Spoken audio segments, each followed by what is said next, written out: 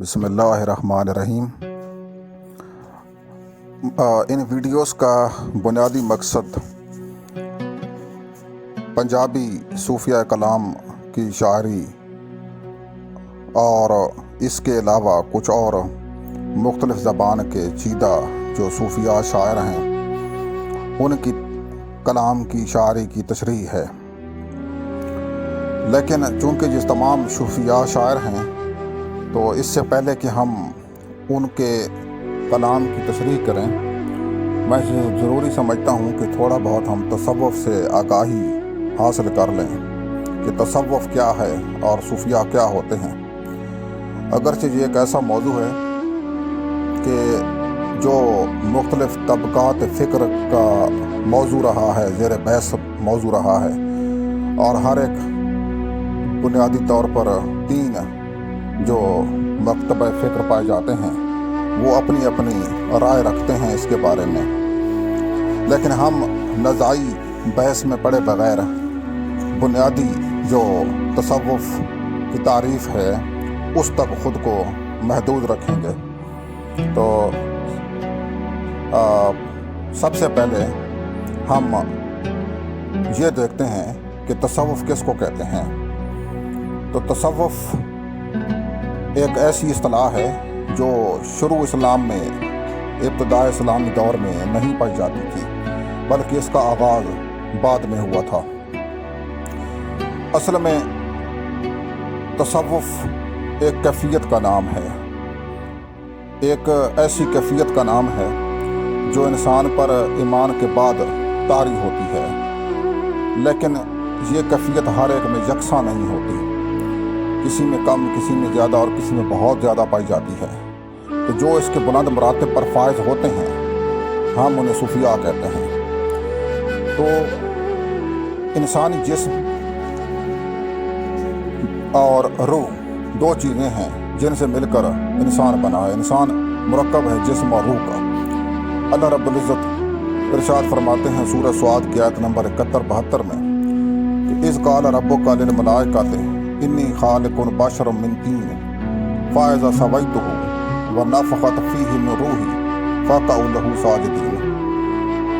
اور جب تمہارے رب نے فرشتوں سے بولا کہ میں انسان کی تخلیق مٹی سے کروں گا، اور جب میں اسے ٹھیک ٹھیک بنا لوں اور اس میں اپنی روح ڈال دوں تو تم اس کے سجدے میں گر جانا۔ تو یہ سجدہ تعظیمی ہے جو فرشتوں کو حکم تھا کہ وہ آدم کو کریں، یہ سجدہ عبودیت نہیں ہے۔ اب یہاں سے یہ ثابت ہوا کہ انسان جو ہے جسم اور روح دو چیزوں سے مل کر بنا ہے۔ تو انسانی جسم کو نشو و نما پانے کے لیے جس طرح غذا کی ضرورت ہوتی ہے، اسی طرح روح کو بھی نشو و نما یا ارتقاء پذیر ہونے کے لیے روح کی اپنی غذا ہے جو اس کو لازم ہے۔ اب جس طرح انسانی جسم نشو و نما کرتا ہے، بڑھتا رہتا ہے اور اس میں تبدیلیاں واقع ہوتی رہتی ہیں، کمزور ہوتا ہے اور طاقتور ہوتا ہے، صحت مند ہوتا ہے، بیمار ہوتا ہے، بالکل اسی طرح جو روح ہے اس کو اپنے ارتقاء میں یہ مراحل طے کرنا پڑتے ہیں۔ وہ کمزور ہوتی ہے، وہ اور طاقتور ہوتی ہے، لیکن جسم کے جو نشو و نما ہے وہ مادی ہے، اور روح اپنی ایک الگ دنیا رکھتی ہے، اور وہ چونکہ خدا کے وجود کا ایک حصہ ہے۔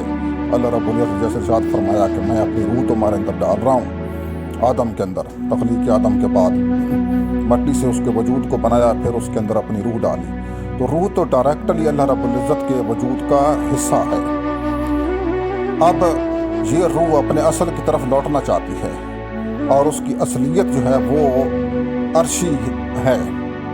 تو اس سے یوں ثابت ہوا کہ انسان فرشی ہوتے ہوئے بھی عرشی ہے، یعنی کہ زمین پر تو وہ آیا ہے اللہ تعالیٰ کی نیابت کا فرض انجام دینے کے لیے، اس کو مادی وجود میں ڈھالا گیا ہے، لیکن اس کی اصلیت یہ نہیں ہے۔